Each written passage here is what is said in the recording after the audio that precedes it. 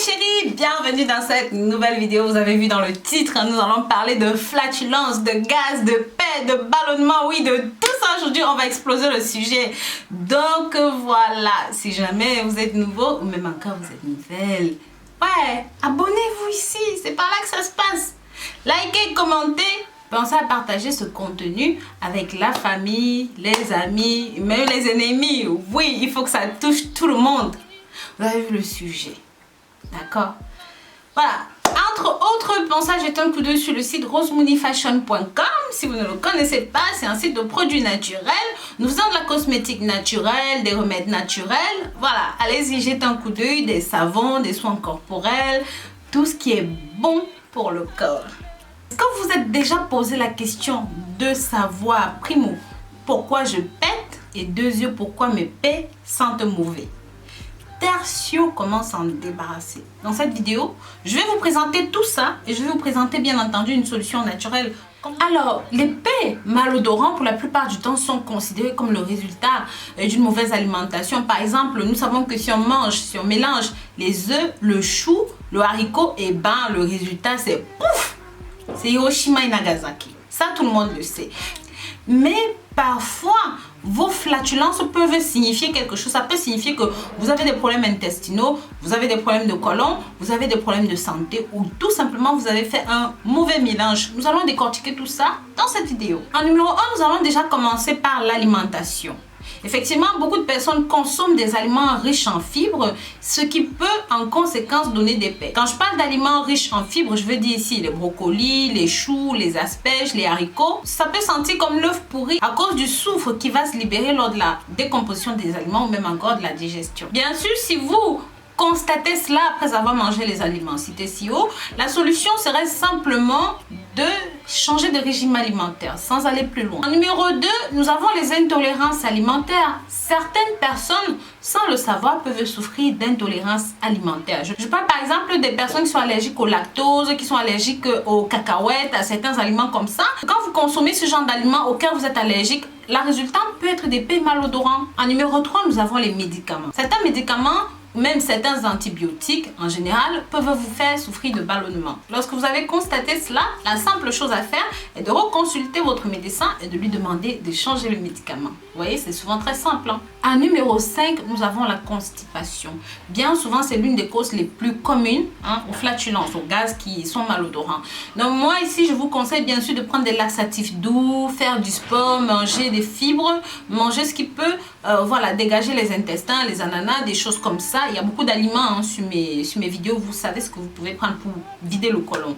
Donc n'hésitez pas, il y a le lin, il y a le lin, il y a le chia, il y a plein de trucs, il y a des mélanges d'ananas très simples qui peuvent vachement vous vider le côlon, nettoyer et au passage débarrasser des toxines. Donc si jusqu'ici vous aimez ce que vous entendez, s'il vous plaît, partagez pour que ça touche un maximum de personnes, mes très chers. En numéro 5, nous avons l'accumulation de certaines bactéries dans le tube digestif. Oui, il y a certaines bactéries qui infestent le tube digestif et qui peuvent au passage détraquer le bon fonctionnement de votre système digestif et au passage on aura des flatulences, de la constipation.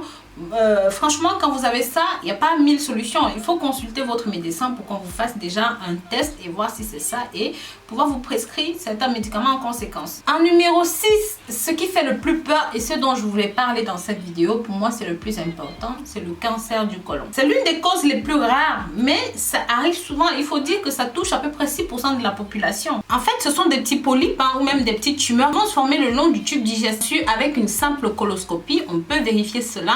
Et dans ce cas, vous prescrivez une chimiothérapie, mais il ne faut pas attendre trop longtemps, sinon après ça se complique. Maintenant, à partir de quel moment est-ce que vous devez vous alarmer?